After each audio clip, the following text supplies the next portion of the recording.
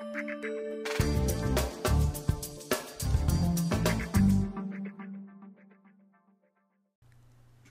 this quick cast, we want to show you two things very briefly.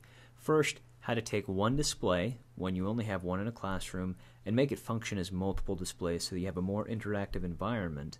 And two, how LearnSpace can actually make multiple displays far easier to use and more interactive for everyone concerned. So first, let's take a quick look at the single display scenario. On my desktop here, I've got the client already running, I've established a connection, and in this case I do have two displays, both of which are superimposed, display 1 and display 2, on my desktop. But let's just focus on display number 1 for the time being. Let's say I want to share my desktop, so I'll quickly do that. Now it's being shared on the primary display, but let's say a student wants to actually share some content.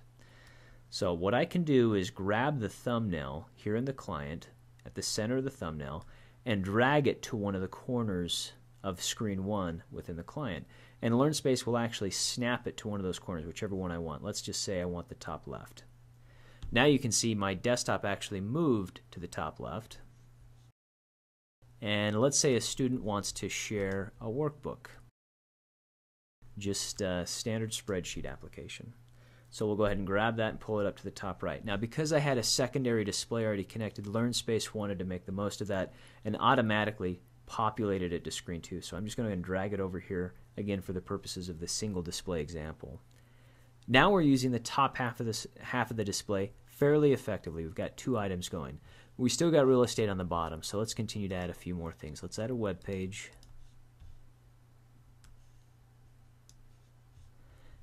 And let's go ahead and add a Word document.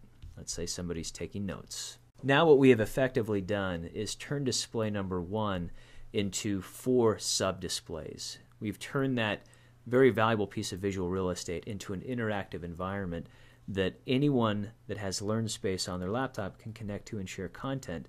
And in fact, depending on the choosing of the faculty and the policies they're using, anybody can actually control the content and move it around.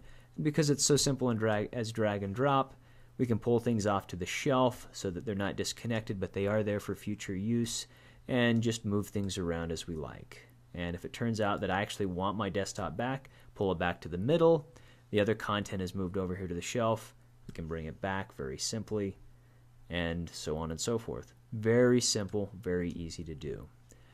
Now let's go ahead and assume that we do have this secondary display available, display number 2.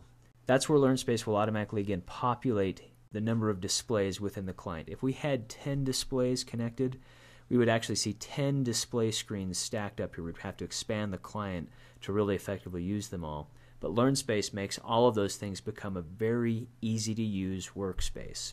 So now that we have 2 displays going, let's say I just want my desktop running on the left-hand primary display, but these other pieces of content for compare and contrast and for student questions and so on and so forth, we can now just grab those and drag those over.